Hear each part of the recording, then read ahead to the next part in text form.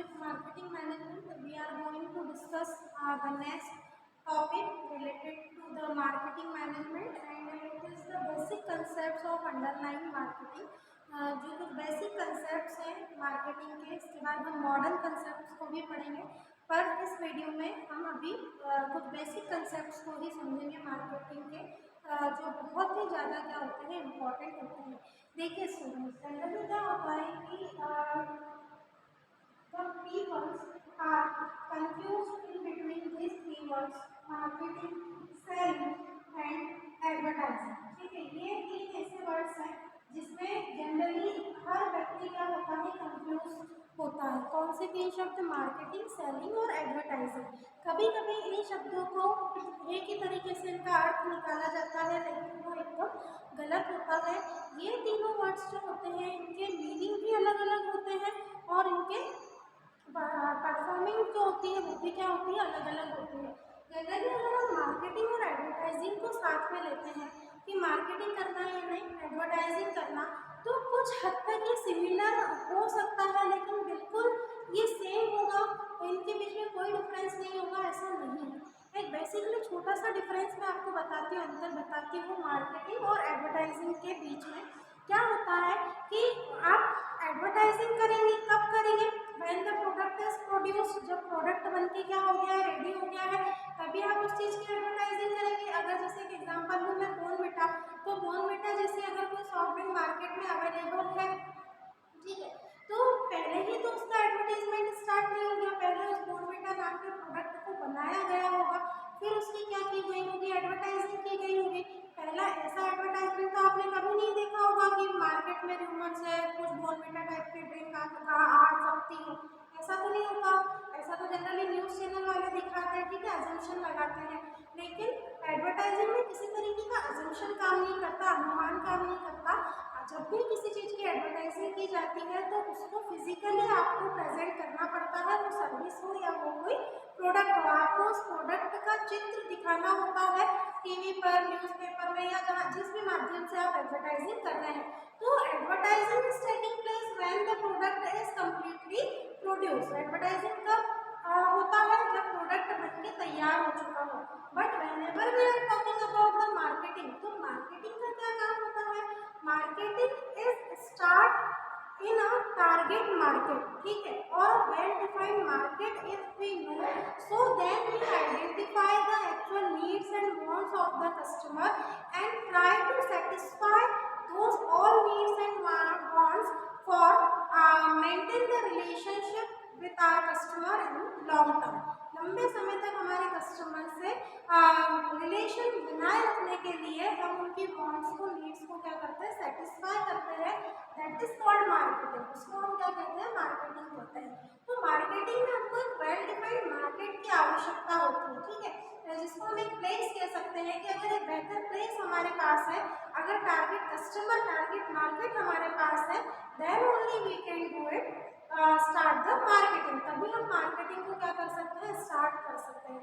अगर आप थोड़े इंटीरियर एरिया में जाते हैं, अगर आप एक विलेज प्लेस पे जाते हैं जहाँ पर लोग बहुत ज़्यादा चीज़ों से अभी क्या नहीं है, अवेयर नहीं है, या उन्हें अभी ज़्यादा चीज़ों के बारे में आवश्यक नहीं है। अगर टीनेजर है तो हो सकता है सोशल मीडिया के माध्यम से अवेयर हो, लेकिन जो थोड़े ओल्ड एज पीपल हैं उनको अभी चीज़ों के बारे में पता नहीं है। अगर आप वहाँ कोई एक ऐसी चीज़ लेकर पहुँच जाते हैं, अगर आप विलेज में वैक्यूम क्लीनर लेकर पहुँच गए, वैक्यूम क्लीनर की नीड हमें पता है कि भाई क्या होता है कि आप ब्रूम से या झाड़ू से आपको सिर्फ अपने जो कॉर्नर्स है घर के या नीचे का फ्लोर है वो आप साफ कर सकते हैं, लेकिन वैक्यूम क्लीनर की मदद से आप क्या करेंगे कि इजीली आपको पिन अटैच करना है, स्विच बोर्ड में स्विच ऑन करना है और इजीली आप सारे कॉर्नर्स की फ्लोर की क्या कर सकते हैं, साफ सफाई कर सकते हैं। तो अभी इंटीरियर में, विलेज में लोग उस वैक्यूम क्लीनर की आवश्यकता को इतने अच्छे तरीके से नहीं समझेंगे, वो यही कहेंगे कि हमारे लिए तो हमारा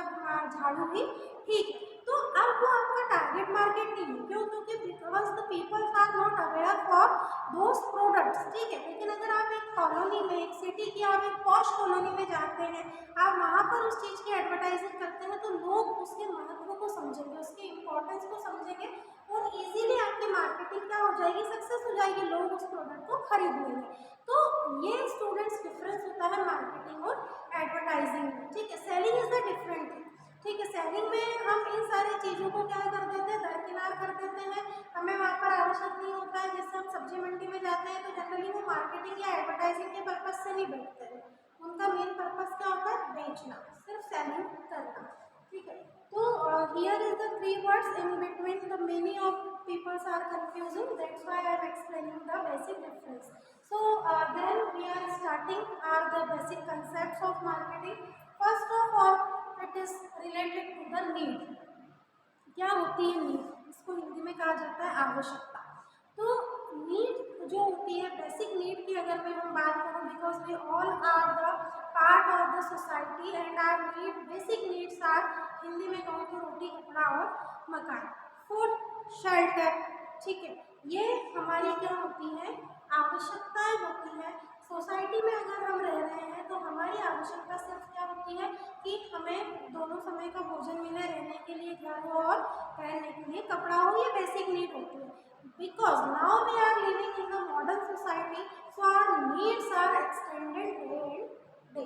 हमारी जो नीड्स है, हमारी जो आवश्यकता है वो क्या होती जा रही है, बढ़ती ही जा रही है। हम आवश्यकता हम कितनी भी बढ़ा लें, लेकिन ये तो आपको पता है कि जो रिसोर्सेज है, जो नेचुरल रिसोर्सेज है, दीज आर लिमिटेड, वो क्या है, लिमिटेड है। प्राकृतिक जो संसाधन है उनकी एक सीमा है, आप आवश्यकताएं कितनी ही बढ़ा लें, आप उनको एक लिमिट तक ही क्या कर सकते हैं, यूज़ कर सकते हैं। जैसे जैसे पॉपुलेशन बढ़ रहा है, जहाँ पर पहले खेत हुआ करते थे या जो हमारी नेचर से रिलेटेड चीज़ें थी, उनकी सबकी कटाई होकर वहाँ पर अब हम देखते हैं कॉलोनीज कट गई हैं। क्यों क्यों हो रहा है ऐसा, क्योंकि अगर जितनी पॉपुलेशन बढ़ेगी, लोगों को रहने के लिए शेल्टर की, घर की तो आवश्यकता होगी ना, कहाँ से लाएंगे, ये लैंड का हिस्सा तो लिमिटेड है ना, पृथ्वी की जो जगह है उसको बढ़ाया तो नहीं जा सकता, तो कैसे उसको काम में लिया जा सकता है, इस तरीके से, जिसके दुष्परिणाम भी भविष्य में हमें हमारी जनरेशन को ही देखने पड़ेंगे। तो अभी हम जो मार्केटिंग की नीड से रिलेटेड बात कर रहे हैं,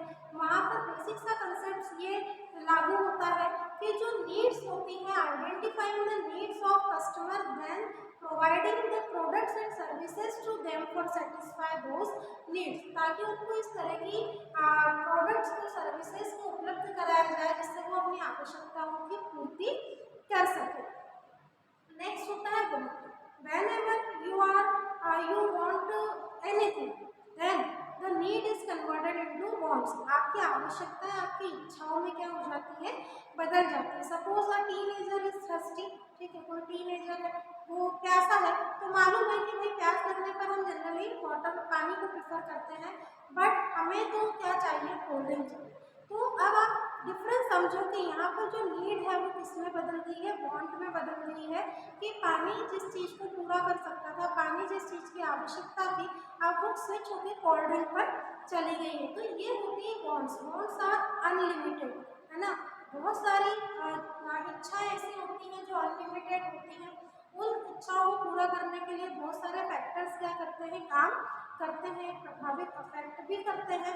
लेकिन अभी जब हम यहाँ वांट्स की बात कर रहे हैं मार्केटिंग के सेंस में, दैट मीन्स कि this all things are related to the customer और कंज्यूमर। ये सारी चीज़ें किससे रिलेटेड हो गई, कस्टमर से और कंज्यूमर से। कस्टमर, उपभोक्ता, ग्राहक, वो लोग होते हैं जिनकी तरफ से वांट्स मिलती हैं, और प्रोड्यूसर का मेन काम क्या होता है, उनको पूरा करना। अगला चलते हैं हम डिमांड की ओर।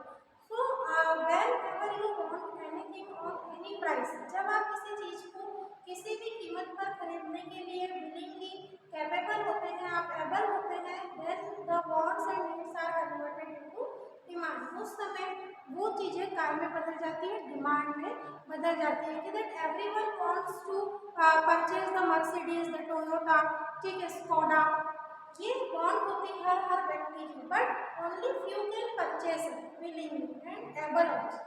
लेकिन कुछ ही कस्टमर ऐसे होते हैं जो उसको खरीदने के लिए क्या होते हैं, एबल होते हैं, या उनकी क्षमता होती है कि वो मर्सिडीज, BMW, स्कोडा जैसी कार को खरीद सकते। तो यहाँ पर देखा जाता है कि डिमांड तो है, how many peoples are demanded or demanding your products, but it is also noticeable that how many can able to purchase it. ये भी देखा जाता है कि मांग कितनी है और उस प्रोडक्ट के लिए, आपके उस प्रोडक्ट के पूरा करने के लिए क्षमता कितने लोगों के पास है। तो this marketing concept is related to the demand factor.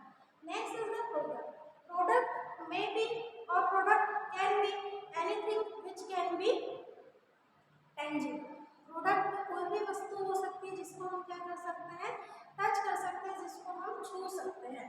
तो प्रोडक्ट वो उन चीज़ों के अंतर्गत आता है, उन थिंग्स के अंतर्गत आता है जो जनरली पीपल की वांट्स को, नीड्स को, डिमांड को पूरा करने के लिए उपयोगी होता है। सपोज कि अभी ये जो समर सीजन स्टार्ट होने वाला हो गया है ऑलमोस्ट, तो यहाँ पर जो प्रोडक्ट्स होंगे वो आपके सराउंडिंग, आपके एटमॉस्फेयर से रिलेटेड ही होंगे। आप ऐसी चीज़ों की डिमांड करेंगे, आप ऐसे प्रोडक्ट्स की आपको इच्छाएं होंगी जो आपको क्या रखें, एकदम इस समर के सीजन में रिफ्रेशिंग फील करवाएं। ठीक है, तो यहाँ पर जो प्रोडक्ट्स होंगे वो आपके कोल्ड ड्रिंक से रिलेटेड हो जाएंगे या कुछ भी कोल्ड चीज़ें जो आपको क्या दें, राहत दें। तो यहाँ पर प्रोडक्ट का मार्केटिंग का मेन कंसेप्ट क्या हो जाएगा कि हम whenever we are fulfilling the needs, wants, demands of the customer, so we must have to emphasizing on our products also। तो हमें उस समय हमारे वस्तुओं पर, हमारे प्रोडक्ट्स, हमारे उत्पादों पर भी फोकस करने की आवश्यकता बढ़ जाएगी कि हमारे प्रोडक्ट्स भी इस तरीके से हो जो टाइम के अकॉर्डिंग, जो नीड के अकॉर्डिंग लोगों की आवश्यकताओं को क्या कर सके, पूरा कर सके। अगला होता है सर्विसेज। अब सर्विसेज की क्या बात होती है, सर्विसेज क्या होता है, तो services are definitely intangible. Services can be only feel. Services को सेवाओं को सिर्फ क्या किया जा सकता है, महसूस किया जा सकता है। जैसे फॉर एग्जांपल डॉक्टर हो गया, टीचर हो गया, तो those peoples are only providing their services. यहाँ पर जो डॉक्टर है वो कोई प्रोडक्ट आपको नहीं देखा जा रहा है जिससे आपकी बीमारी ठीक हो रही है। Generally he is giving the services to the society. Teacher is helping to the building of the nation after providing the knowledge which is having to him or her। जो उसके पास नॉलेज है उसको वो नेशन बिल्ड करने के लिए क्या कर रहा है, स्प्रेड कर रहा है। तो generally those people, lawyer, advocate की भी आप बात कर सकते हैं, इंजीनियर्स हो गए, तो ये वो लोग होते हैं, ये उस प्रोफेशन का हिस्सा होते हैं जो जनरली क्या करते हैं, सर्विसेज प्रोवाइड करते हैं। तो प्रोडक्ट और सर्विसेज यहाँ पर इस तरीके से अलग है। अब सर्विसेज की भी क्या की जाती है, मार्केटिंग की जाती है। हम देखते हैं कि अभी आप देख रहे होंगे कि जनरली अब अभी तक ऑनलाइन चीज़ें जो थी, आप सिर्फ आपके प्रोडक्ट्स को ही परचेस कर सकते थे। फिर धीरे धीरे जोमेटो वाला कंसेप्ट आया कि अब आप घर बैठे जो खाने की चीज़ें हैं उनको भी, फूड को भी आप बुला सकते हैं। फिर धीरे धीरे और मार्केटिंग ट्रेंड बढ़ा। अब हम देखते हैं कि फार्म इजी करके और बहुत सारे इस तरीके के फार्मास्यूटिकल्स एप्लीकेशंस भी बन चुकी हैं जहाँ पर डॉक्टर का फ्री ऑफ कॉस्ट कंसल्टेशन ले सकते हैं, मेडिसिन आप ऑनलाइन मंगवा सकते हैं। बहुत सारी चीज़ें ऐसी इस मॉडर्न वर्ल्ड में होती जा रही है। तो generally these things are related to the concept of marketing in context of services. तो इसके संदर्भ में है यहाँ पर सर्विसेज। अगले पे चलते हैं customer value. So what is the meaning of customer value here? If we are providing any product or services to our customer, so on this behalf we are taking money from them। हम उससे उनके बदले में क्या लेते हैं, पैसा लेते हैं। तो अब अगर मैं एक एग्जांपल की बात करके आपको समझाऊं कि suppose here a notebook and it's exchange with the 2 pen, तो उस बुक की, उस नोटबुक की वैल्यू क्या होगी, 2 पेन के बराबर होगी। कि आपने एक नोटबुक को 2 पेन के बदले में क्या कर लिया, एक्सचेंज कर लिया। तो यहाँ पर कस्टमर की वैल्यू क्या होती है कि suppose we are purchasing any product and giving the money. हम कोई भी प्रोडक्ट ले रहे हैं, सर्विसेज ले रहे हैं और उसके बदले में क्या कर रहे हैं, हम पैसा दे रहे हैं सामने वाले को। तो वो जो मनी हम दे रहे हैं, उस प्रोडक्ट की वैल्यू, उस प्रोडक्ट की वर्थनेस इतनी होनी चाहिए, वो प्रोडक्ट इतना वर्दी होना चाहिए कि हमारे दिया गया हुआ पैसा जो है, मनी है, जितने रुपए में हमने उसे खरीदा है, वो क्या हो, वैल्यूएबल हो। तो यहाँ पर कस्टमर वैल्यू की बात भी मार्केटिंग के सेंस में किस तरीके से की जाती है कि जब भी कोई प्रोडक्ट एंड सर्विसेज कस्टमर खरीदता है तो उसकी वैल्यू वो भी क्या होती है, फिक्स्ड होती है, उसके अनुसार ही कस्टमर फोकस करता है। अगला चलते हैं कस्टमर सेटिस्फेक्शन के ऊपर। It is a basic concept of marketing again कि wants, desires, needs, demands, all things are fulfilling, all things are completed by the producers and the other one, but how much you are providing the satisfaction to your customer। देखने वाली बात ये होगी कि आपने कोशिश तो कर ली कि आप लोगों की आवश्यकताओं को पूरा कर रहे हैं, वांट्स को, उनकी डिमांड को पूरा कर रहे हैं, लेकिन आप किस हद तक उनको सेटिस्फाई कर पा रहे हैं।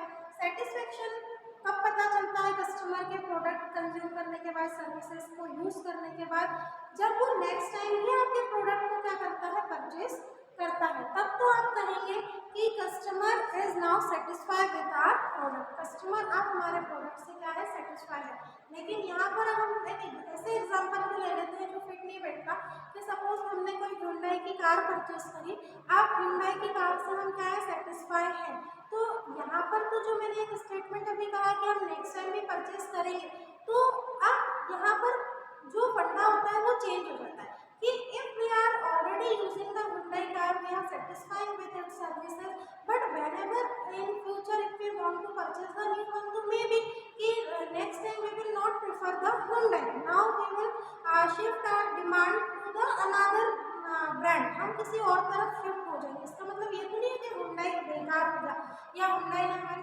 नीड को सेटिस्फाई नहीं किया, लेकिन ये कस्टमर का क्या होता है, क्या कहना चाहिए कि ह्यूमन नेचर ही होता है कि अगर वो किसी महंगे प्रोडक्ट की हम बात करते हैं, तो अगर वो किसी इस तरह से सेटिस्फाई हम करना चाहते हैं, तो हाँ ये जरूर होगा कि अगर कोई और व्यक्ति आपसे सजेशन लेने आ रहा है तो आप उसको सजेस्ट करेंगे Hyundai is also the best option. लेकिन अगर खरीदना चाहते हैं तो हो सकता है कि ये ह्यूमन नेचर है, टेंडेंसी है कि वो किसी और चीज़ को फिर नेक्स्ट टाइम वो स्कोडा को चाहेगा परचेज करना, या वो टाटा के किसी प्रोडक्ट को खरीदना, महिंद्रा में वो स्विच कर लेगा, तो लाइक दैट। अगला हो गया product quality. Must mainly the peoples are emphasizing on the quality, they never compromise with the quality of the product।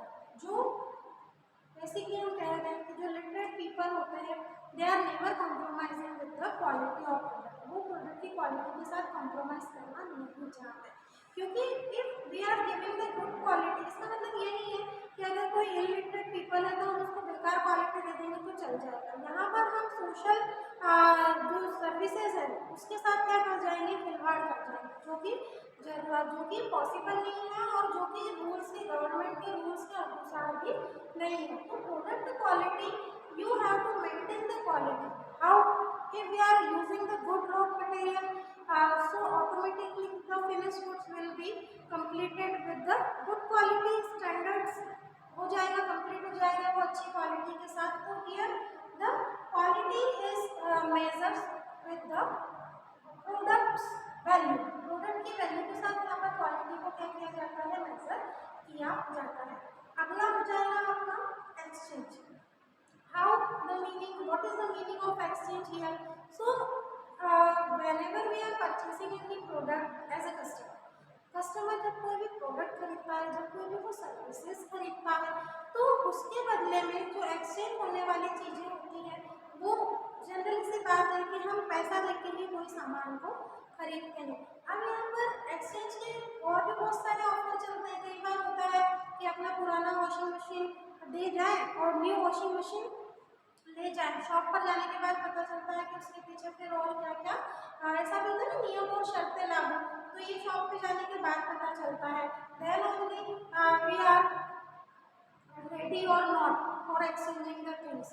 Last हो गया आपका ट्रांजैक्शन। अब ट्रांजैक्शन की हम यहाँ पर बात कर रहे हैं तो वो किससे संबंधित बात होगी, कि वो मनी से संबंधित बात होगी, या वो किसी भी प्रोडक्ट के बदले दूसरे प्रोडक्ट के बदले एक दूसरे को एक्सचेंज करने के रिलेटेड ट्रांजैक्शन की यहाँ पर बात होगी। 1 मिनट।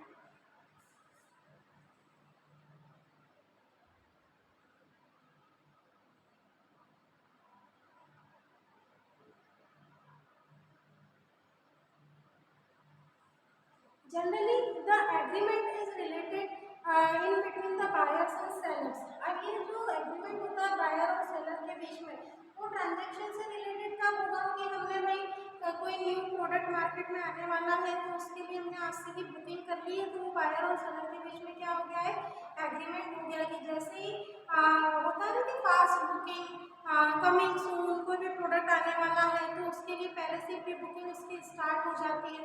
तो it is becoming the agreement between the buyers and seller in a form of money. वो जो एग्रीमेंट होता है वो मनी के फॉर्म में होता है कि इतना पैसा हमने एडवांस में दे दिया है, जब ये प्रोडक्ट आएगा तो इसकी डिलीवरी पहले हमें की जाएगी। तो it is the related to the concept of transaction. Transaction, तो ये मार्केटिंग के किस कंसेप्ट से जुड़ा हुआ है, ट्रांजैक्शन के कंसेप्ट से जुड़ा हुआ है, and the agreement of buyer and seller in a form of money. So students, these are some basic concepts underlying the marketing. In next video we will discuss the modern concepts of marketing, which is related to the product selling and this only. So I hope you are easily getting all those concepts which is related to the marketing in this video.